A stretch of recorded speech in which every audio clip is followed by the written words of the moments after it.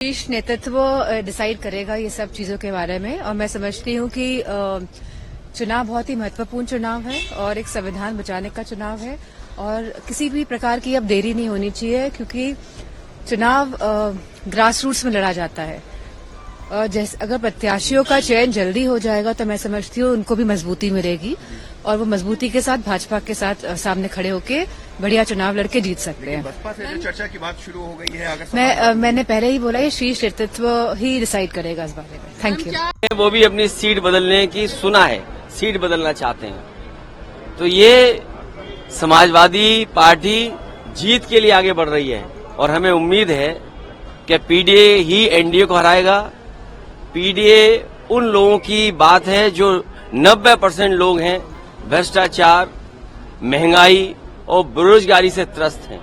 Bharatiya Janata party ने double engine की सरकार ने, और 10 साल के बजट के बाद भी महंगाई कम नहीं हुई, भ्रष्टाचार कम नहीं हुआ, जिस तरीके से बेरोजगारी फैली हुई है, और जो वादे किसानों को किए थे वो सब अभी तक अधूरे हैं। किसान हमारा दुखी है, संकट में है, और किसान को सबसे ज्यादा दुखी अगर किसी ने किया है तो भारतीय जनता पार्टी की सरकार ने। धन्यवाद। जाइए।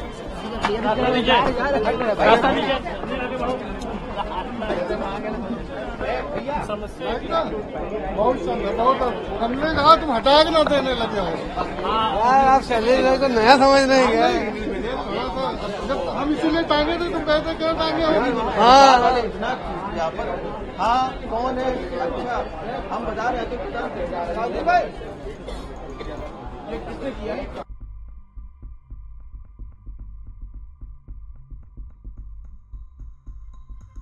और अब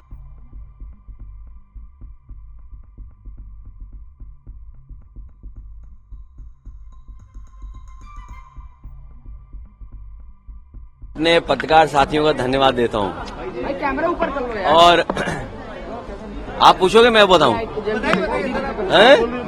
क्या? मैं अपने पत्रकार साथियों का धन्यवाद देना चाहता हूं, और अभी मुझे जानकारी मिली है, मैं आप लोगों को ब्रेकिंग न्यूज देना चाहता हूं। भारतीय जनता पार्टी अपने सभी सांसदों की टिकट काटने जा रही है, एक के सिवाय, और वो भी जो एक है वो भी अपनी सीट बदलने की सुना है, सीट बदलना चाहते हैं, तो ये समाजवादी पार्टी जीत के लिए आगे बढ़ रही है, और हमें उम्मीद है कि पीडीए ही एनडीए को हराएगा। पीडीए उन लोगों की बात है जो 90% लोग हैं भ्रष्टाचार, महंगाई और बेरोजगारी से त्रस्त हैं। भारतीय जनता पार्टी ने डबल इंजन की सरकार ने, और 10 साल के बजट के बाद भी महंगाई कम नहीं हुई, भ्रष्टाचार कम नहीं हुआ, जिस तरीके से बेरोजगारी फैली हुई है, और जो वादे किसानों को किए थे वो सब अभी तक अधूरे हैं। किसान हमारा दुखी है, संकट में है, और किसान को सबसे ज्यादा दुखी अगर किसी ने किया है तो भारतीय जनता पार्टी की सरकार ने।